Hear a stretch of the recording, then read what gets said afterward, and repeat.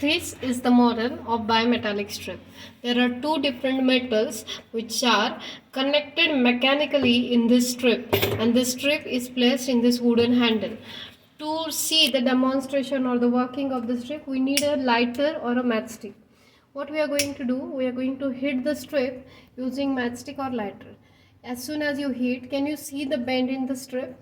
This bend will increase if you continue the heating, and if you turn off the heating, the strip will come to its original position, restore its original form, and come back to normal initial status. This is how it will happen. As soon as it cool down, now you can see bend has been decreased. It will restore its original form within a minute. Now what exactly happening here? The two metals which are connected here mechanically are having different coefficient of linear expansion. When strip is heated, one metal will expand greater than that of the another metal.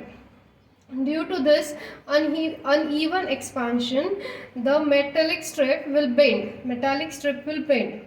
As a result of expansion, bending happen in the strip. Now, the strip bends in the form of arc at the point of heating. Wherever you heat the strip, there it will form the arc. And the metal will be metal with greater coefficient of linear expansion lies out the outer side of the arc. It will be on the outer side of the arc. Now this is the application which is used into different thermo switch which are present in automatic electrical heaters, toasters, electrical pressing iron, refrigerator.